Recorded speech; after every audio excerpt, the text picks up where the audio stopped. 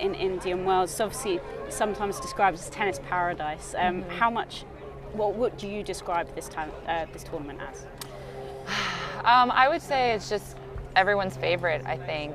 Usually it's a fan favorite, it's a player favorite, and how can it not be with where we get to play? So paradise is a good way to describe it.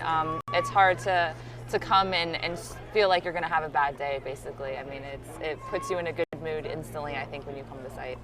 And obviously, being American this part of the season, sort of going from west to east coast for just a bit over a month, how much do you enjoy this part of the season, being able to be in the States?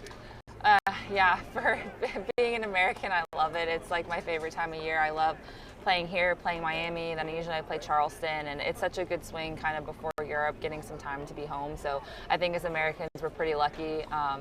Not only that, but then, after Europe, being able to come back to the States. But yeah, I think the Sunshine Double is probably one of my favorite, if not my favorite times of year. Yeah, you just can't beat it, and I love being able to also go to Miami and be close to home.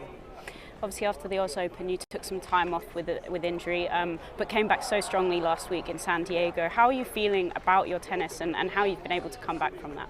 Yeah, it's weird, like taking some time off. I mean, it was great, and you want to do it at the time, but then watching the tournaments go on and seeing people play, it's weird. You kind of feel like, oh no, like I'm not playing, am I falling behind, and all that stuff. But I think for the most part, I took it to take some time to get healthy, to get stronger, almost kind of like a mini off season, if you will, and really reset after Australia, where I wasn't really feeling great. I wasn't feeling my best health-wise either. So, I think as long as I keep that positive mindset of, I took the time to really make gains in other places, then I think the tennis will always just come. But yeah, San Diego was a really solid week for me, and I was able to build off of a couple matches, and hopefully I can keep that going the next couple weeks.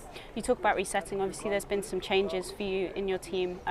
So what do you think was the reasoning behind that, and are you excited about moving forward the rest of this season? Yeah, I think it was just something where Dave and I were together for a really long time, and we had some amazing success all the way through COVID till, up till last year. So I always really appreciate that, and what we did was pretty incredible. But I think at the same time, me starting with him when I was around 25 to now being 30 years old at a totally different place in my career, I just felt like I needed to kind of change it up a little bit. And there was nothing that really distinctly happened or anything like that. I think it was just a natural kind of closing of the relationship, and it's always tough to go through something like that, but I'm excited to kind of get some new blood in there, some new voices, and really kind of what I feel like is starting like a different chapter a little bit of my career. I don't know, maybe that's just turning 30.